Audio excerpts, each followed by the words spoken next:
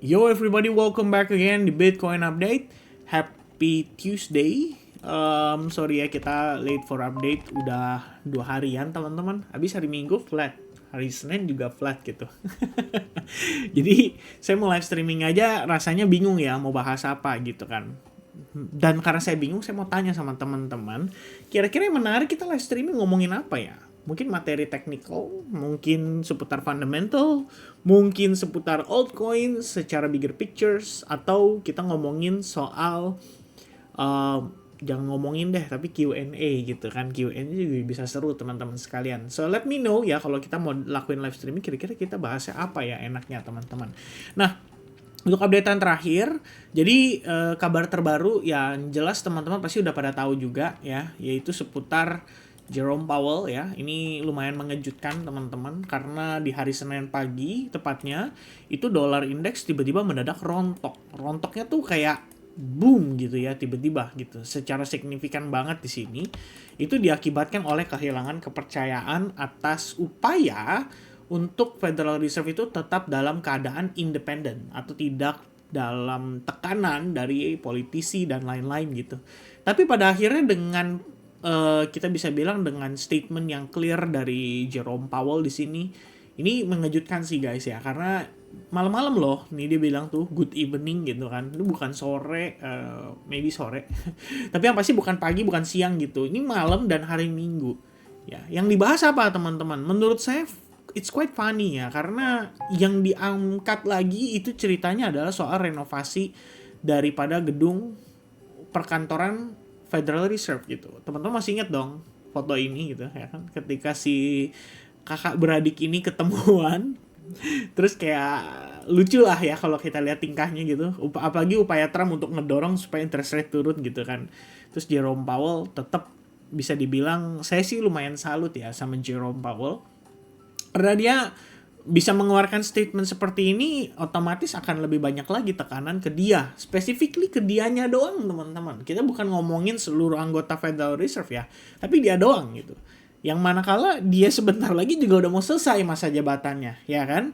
Cuma gara-gara kejadian ini, gara-gara kekhawatiran ini, ada pun beberapa anggota politisi yang meyakini kalau Donald Trump itu nggak boleh sesegera mungkin milih anggota The Fed yang baru atau pengganti Jerome Powell yang baru. Ya, kenapa? Karena patut dipertanyakan apakah pilihannya itu akan bias terhadap kebijakan yang akan dijalankan oleh Donald Trump, atau justru bisa tetap seperti Jerome Powell yang notabene-nya walaupun dipilih oleh Donald Trump, tapi Jerome Powell di sini dia menegakkan, menjelaskan bahwa dia tidak akan menuruti keinginan berbagai pihak ya. Pokoknya dia akan tetap dalam keadaan objektif dalam memberikan penilaian gitu. Jadi kalau teman-teman lihat nih, keren banget ya. This is about the Fed, about whether the Fed will be able to continue to set interest rates based on evidence and economic condition, or atau instead of monetary policy will be directed by political pressure or intimidation. Keren nggak tuh ya? Dia bilang teman-teman. Jadi kita di sini ingin menekankan lah, kalau ibaratnya ya dia bilang bahwa kita tidak akan terpengaruh oleh dorongan politik atau tekanan politik atau intimidasi yang saat ini ya tentu saja dilancarkan oleh I guess Donald Trump gitu, tapi melalui Department of Justice ya. Bedanya Donald Trump di sini pura-pura gila aja, kayak enggak, gue nggak tahu tuh ada apa tuh gitu ya. Padahal ya kita semua sama-sama tahu gitu. Yang pertama kali menyinggung itu adalah Donald Trump gitu ya. But anyway, maybe Trump butuh duit ya buat masalah aktivitas serangan mereka gitu kan. Ini di sini aja ada warna merah nih ya. Trump leans toward Iran strikes ya. Dalam kondisi Iran yang udah dalam keadaan demo besar-besaran aja, mungkin di sini dilihat sebagai kesempatan ya untuk menyerang, dan itu akan menjadi satu bentuk eskalasi geopolitik yang akan lebih panjang lagi teman-teman, karena setelah US Venezuela, negara-negara lain juga akan mulai memberikan semacam pernyataan-pernyataan atau peringatan-peringatan yang sifatnya itu bisa meningkatkan ketegangan geopolitik gitu. And that's gonna be very very hard ya in kedepannya teman-teman sekalian ya. Maybe selama atau semasa Donald Trump menjabat sampai next presiden gitu.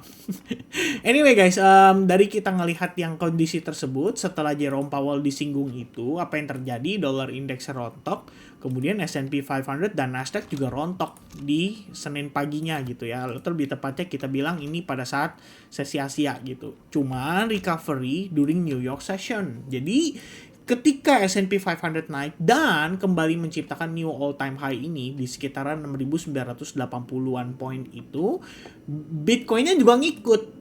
Ya, so far Bitcoin-nya juga ngikut teman-teman. Jadi ada reaksi yang cukup positif. Namun, seperti yang kita ada bahas di previous video ya, saya yakin di hari Sabtu saya ada ngomongin sama teman-teman soal or maybe saya nggak bahas di video ya. Saya lupa lagi ya.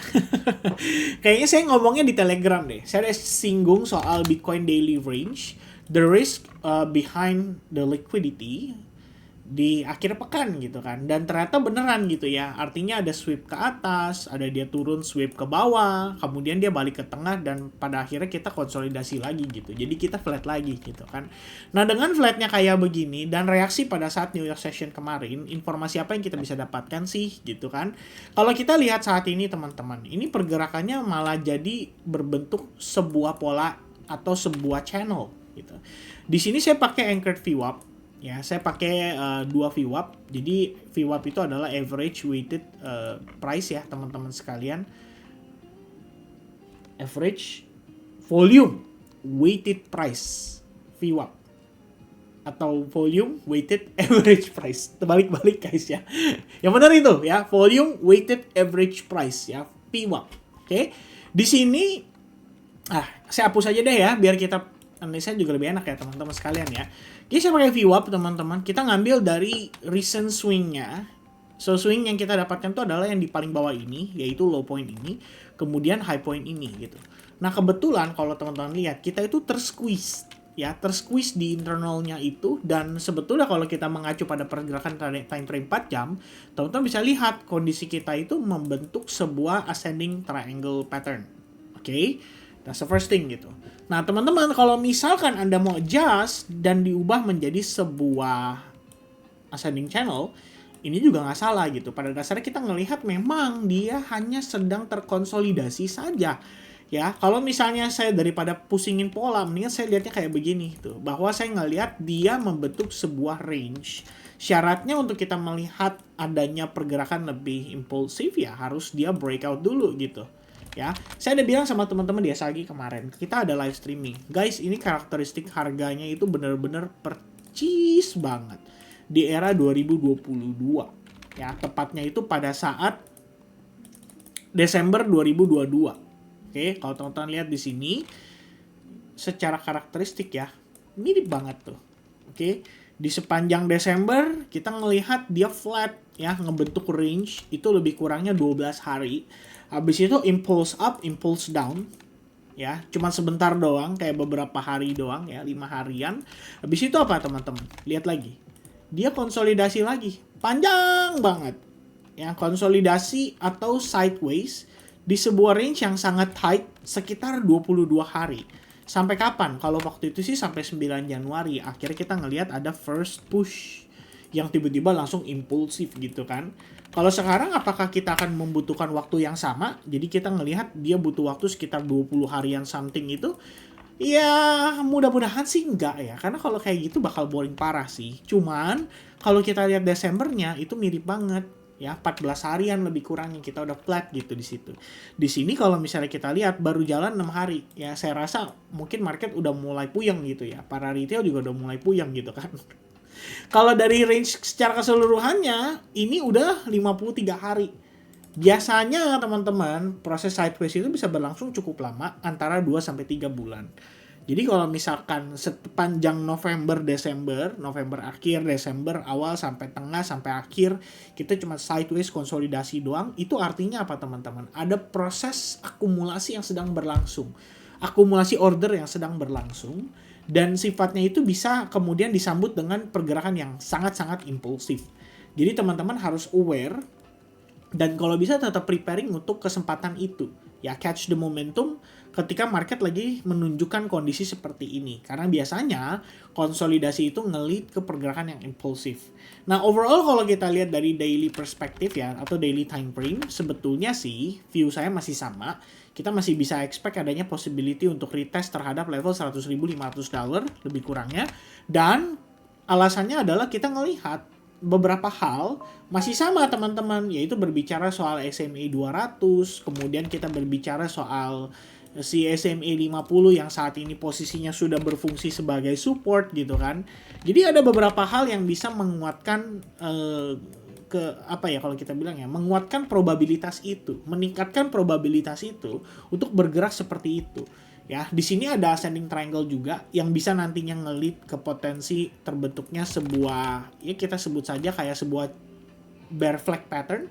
Ya, jadi eventually kita akan melihat Bitcoin turun. Cuman pada prosesnya sebelum dia turun, ya akan mencangkup adanya kemungkinan retest dulu terhadap harga yang lebih tinggi.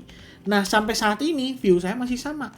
Jadi kalau misalnya teman-teman udah ada ongoing buying atau udah ada posisi, mungkin ada yang belanja di Bitcoin gitu ya. Menurut saya sih udah lumayan oke, tinggal pinter-pinter teman-teman nyari exit point yang pas aja gitu. Dan punya kesabaran ya. Kalau tradingnya di futures atau mungkin belinya di futures mungkin agak pusing karena harus bayar funding fee terus gitu. Tapi kalau misalkan ya kita anggapannya cuma spot only gitu ya teman-teman, kita manfaatin spotnya doang untuk ngebeli DCA, saya pikir ini udah enak banget positioningnya gitu. Kenapa? Karena kita nggak ngelihat adanya extra selling pressure ya. So far, harga konsolidasi ini kita bisa consider sebagai awal dari potensi reakumulasi. Dan kalau misalkan memang dia udah successful nih, ini kan VWAP tadi saya bahas ya teman-teman. Kita tuh mainnya di atas VWAP. Oke, di sini ada VWAP sebagai resistance-nya. Kalau dia break, berarti kan VWAP yang sebelumnya, baik support ataupun resistance itu dua-duanya jadi support. Dan itulah yang kemudian kembali mendorong potensi Bitcoin untuk create higher level atau higher pricing ya. Mungkin testing pertama di 94.500 and then kalau breakout, teman-teman boleh anticipate 100.500 itu bisa jadi potensi resistance yang dites gitu. But for now teman-teman sekalian, kalau misalkan kita ngelihat ya yang terakhir saya sampaikan gitu. Ini kayaknya terakhir hari Sabtu saya bahas soal ini ya. Kalau misalkan kita ngelihatnya malah bergerak sebaliknya. So in case ya teman-teman, bahwa di sini ternyata adalah bear flag gitu kan. Dia naik ternyata dia turun lagi gitu. Ekspektasi saya tetap sama. Ada possibility kita bisa testing ke level either Fibonacci 0,79% atau trendline sebagai area bawahnya. Nah, itu baru kesempatan paling ideal tuh kalau teman-teman berencana untuk belanja. Ya, menurut saya itu viable gitu. Tapi bukan berarti harus beli di situ gitu kan. Nah, kalau kondisi saat ini ternyata dia langsung rally, malah bagus. Kalau kita udah punya barang, enak gitu ya. Kenapa? Karena posisinya itu artinya dia mempersiapkan tren yang lebih baik dan lebih strong. Sebab kalau kita tarik garis di sini juga memang di sini dia udah dalam keadaan breakout dari trend line tersebut ya. So technically kalau bisa langsung mantul dari sini itu akan lebih baik secara momentum. Kenapa? Karena dia menciptakan higher low yang lebih tinggi dan kondisinya itu tidak terlalu tertekan lebih jauh ya. Menandakan kalau buyers atau demand-nya itu bersedia membeli walaupun harganya sedikit lebih tinggi. Kira-kira begitu teman-teman sekalian. Oke? But for now kalau kita mengacu pada ETF, ya masih begitu-gitu aja, naik turun doang. Pada intinya sih kita cuma konsolidasi di kisaran 56,5 miliar dolar, jadi nggak banyak perubahan teman-teman. Yang paling penting sih market sudah recovery atas kekhawatiran terhadap independennya si The Federal Reserve. So pada akhirnya saya pikir itu hanya sentimen jangka pendek aja sih, nggak terlalu yang gimana banget ya. Yang lebih hot itu adalah apakah serangan terhadap Iran itu bisa benar-benar berlangsung dilakukan oleh si Donald Trump. Kalau sampai benar kejadian sih itu lumayan lah. Mungkin itu yang jadi trigger market bisa mengalami koreksi lebih jauh. Oke. So I think that's gonna be the update for today. Thank you very much guys for watching. Ditunggu study time seriesnya yang periode episode berikutnya teman-teman.